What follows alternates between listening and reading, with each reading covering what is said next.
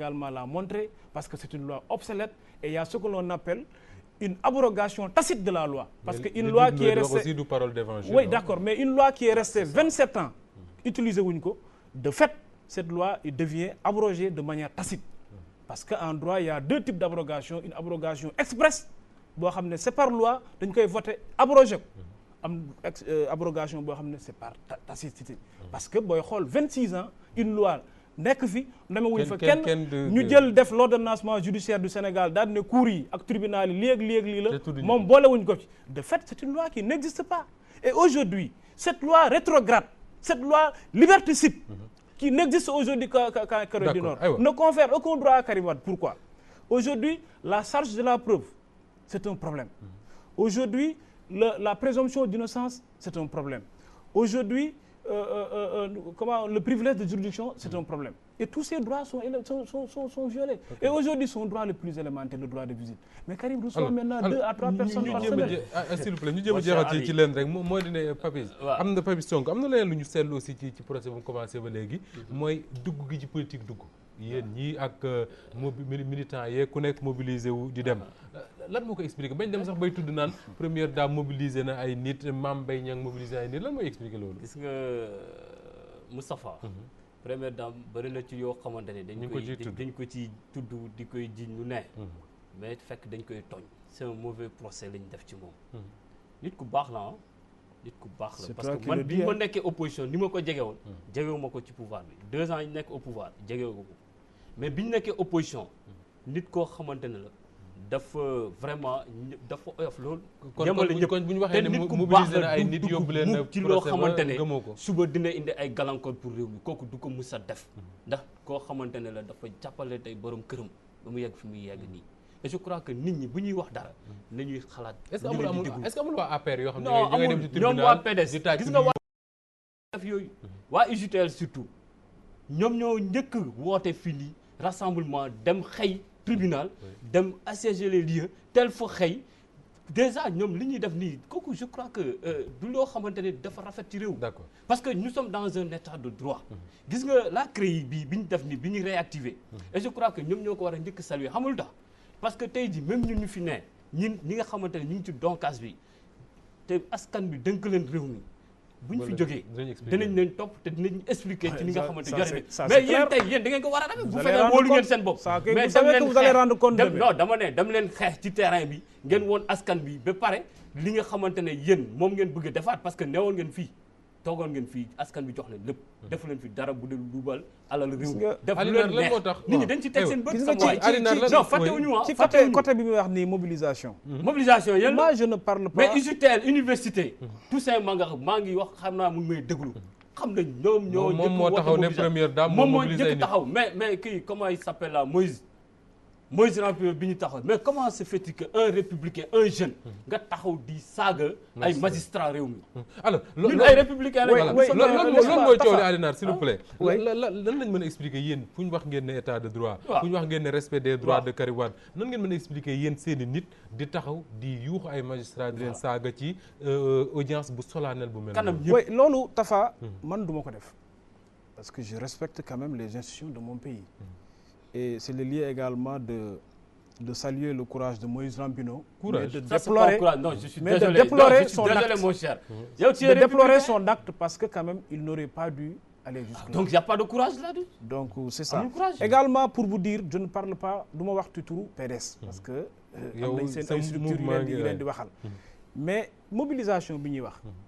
Mais c'est dommage dinaa la woon ay affiches. demal dugg biir Dakar actuellement duggal biir Dakar miiru Dakar yëpp lu ñu ci bind Karim Wade voleur rendez-nous nos 117 milliards et cetera da nga xam ki ko def waa PDS mën nañ ko def yéen a ko def déedéet yéen waa PDS xam nañu yow mun nga xëy daa xaw ma débat tu peux pas me distraire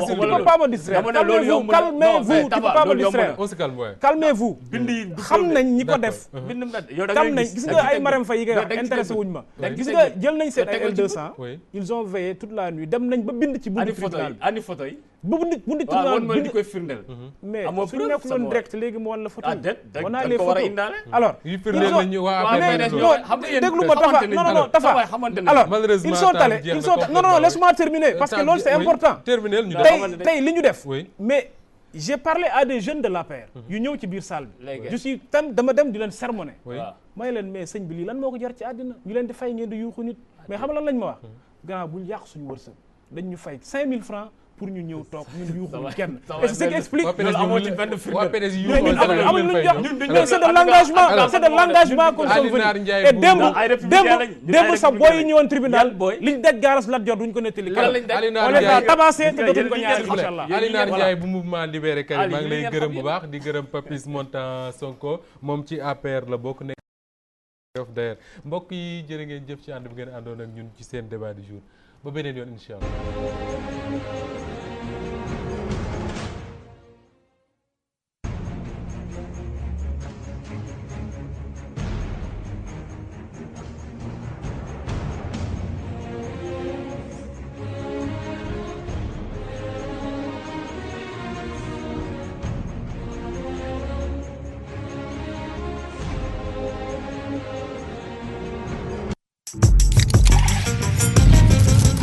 tey bànneex la ñëwati ñëw ci seen émission sortie ci rajo télévision bu Walfadjri tey nag ñuy dalal professeur Malick Ndiaye dàq bañ la dàq ba nga bind téere bi xamoon nga ne dana am conséquence. mun naa la wax fii wan la benn message boo xam ne ci réunion Macky Sall moo ko bind waaye ñemewu ma ko wax directement. li ñu bind ci kayit gi PM. 2 points. Il faut que tu parles au professeur Malick Ndiaye. Conseil du président devant Amath Dansokho, devant Abdou Aziz Mbaye, devant le président nee naa leen ñoom nañuy teel a yeewu di liggéey. C'est pas président de la République mooy fal ministre yi mais jabar ji moo koy fal. donc ñi indi problème ci réew mi nekk anti modèle te livre bi faram-fàcc ko clairement te sama baat ca kaw c'est le groupe autour de Macky Sall. lu légal mooy am nga impunité léegi nag Macky Sall comme mos na comme mosal nañ ko comme jël na comme nangu na moo ko wax ci ay journaux étrangers ne moom tamit jël na mais lu ngor santaane mooy Macky Sall dem def témoignage ci li nga xam ne Wade jox na ko ko ñu xam ci fortune Karim Wade li nga xam ne bàyyi bee ko jox temps bu muy jox Macky Sall.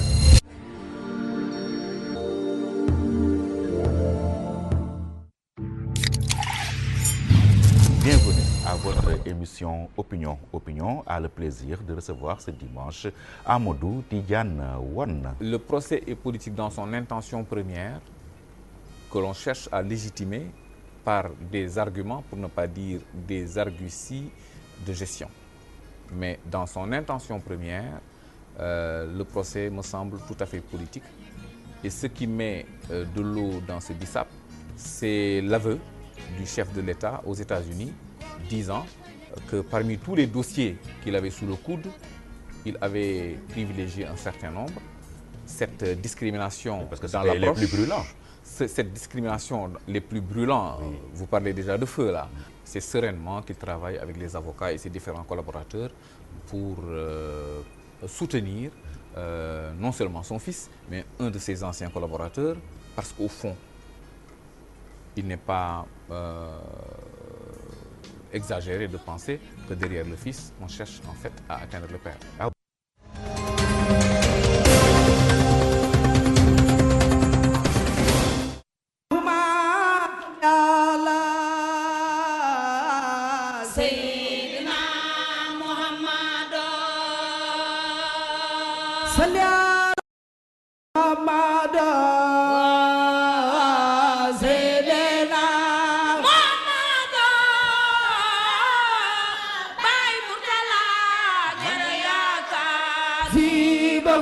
Seydina Muhammad Sahaba salli ala Muhammad la Seydina Muhammad bala sama jang Alaaji Seex Mbàkke lanu yaakaar fi ba fa nu jëm Seydina Muhammad Cheikh Bamba salli ala Muhammad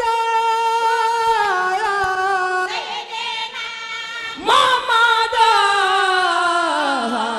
Baay Murtala jara yaakaar fi ba fan jëm Sayyidina Muhammad njol Makka salli ala Muhammad la ilaha Sayyidina Muhammad Abdi Mustafa Alaaji Seex Mbakke lanu yaakaar fi ba fanu jëm Seydina Muhammad njol Makka salli ala Muhammad la ilaha Seydina Muhammad fi ba bayti laay Sëriñ Mbakke soxna looy sunu yaakaar tey jeeg fanu jëm Seydina Muhammad njol Makka salli ala Muhammad la ilaha Seydina Muhammad bala ay sama cangay Alaaji Seex Mbakke lanu yaakaar fi ba fanu jëm Seydina Muhammad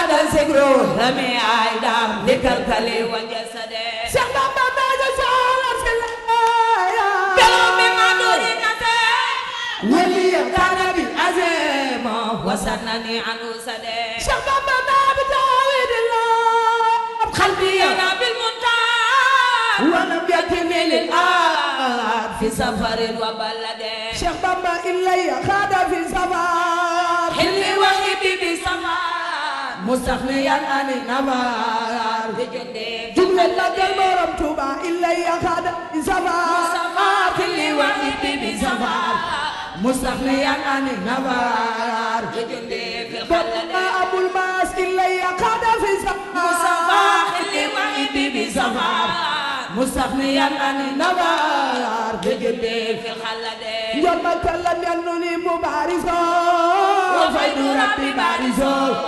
Iblisu la yu Jumtal aziz la khade Njol Makka la nuni maniftara Hamal li khalbi marar Wali yaqudu fi qarar Rabbi ya ma lam yajhade Njol Makka Allah kana li bima Yubqi sulalan sabima Khadan wali khotan bima khadan wa khairan khadan Barabtu Allah kana li bima Yubqi sulalan sabima Khadan wali khotan bima khadan wa khairan khadan Njol Makka Allah kana li bima Yubqi sulalan sabima Khadan wali khotan bima khadan wa khairan khadan Njol Makka adiyatu lail mu'ina Saqam li khairi yallahina واليوم بلا وين من شاء وفي قدر Cheikh Bamba madali الله البشار بجاي سيد البشر ولي يمنع النصار لمن هما لم يتفدى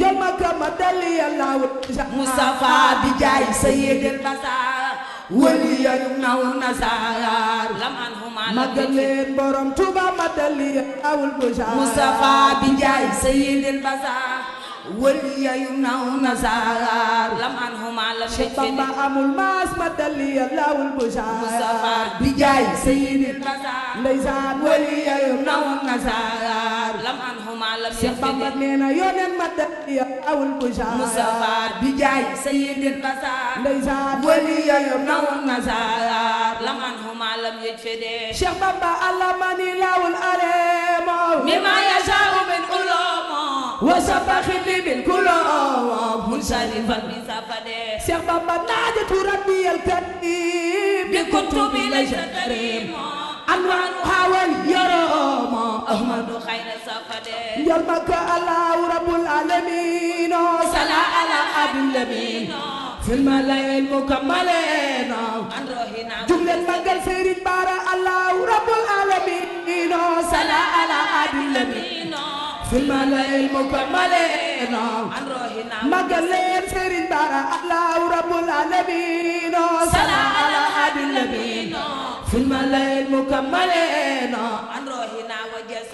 ci Yàlla Serigne Touba amul morom ko am morom muy sa borom Yàlla ko def mu di borom mu ni bégal jullit la ca biir géej Serigne Touba amul morom.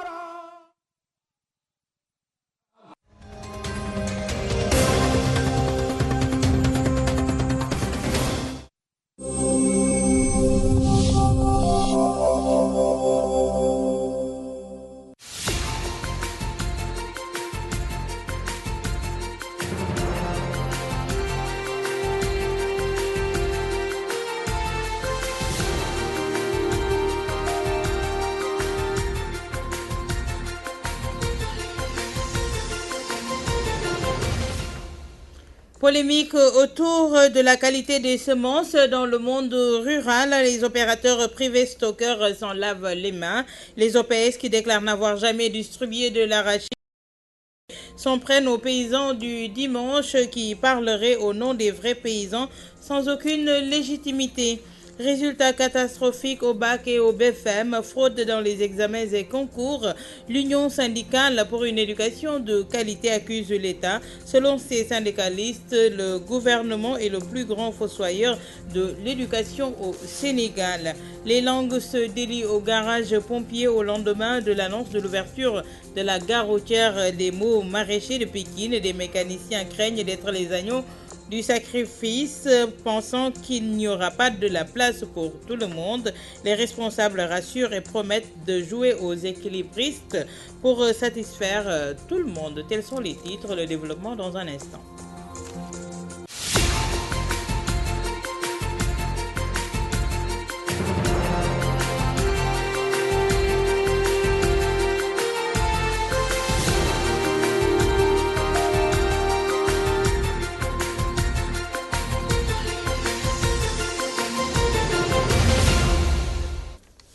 Mesdames et messieurs, bonsoir et bienvenue à la principale édition du soir sur Walfadjri TV. Je vous l'annonçais dans les titres. La délocalisation de la gare routière de Pompiers, source de polémique. Le site de recasement des mécaniciens à la gare des Beaux Maraîchers divise ces derniers qui accusent leurs dirigeants de n'en faire que pour son propre compte. Ce dernier dément toute accusation, même si les mécaniciens comptent mener à bout leur combat. Nous y reviendrons avant la fin de cette édition avec le reportage sur place de Seynabou Ndiaye. L'Union syndicale pour une éducation de qualité dénonce les problèmes de leur secteur. Ses membres dénoncent également les fraudes massives au concours de recrutement d'élèves maîtres, les résultats catastrophiques aux examens scolaires. Ils accusent l'État d'être responsable de la mauvaise qualité de l'éducation nationale. Le reportage de Mamadou Mokhtar Soirée.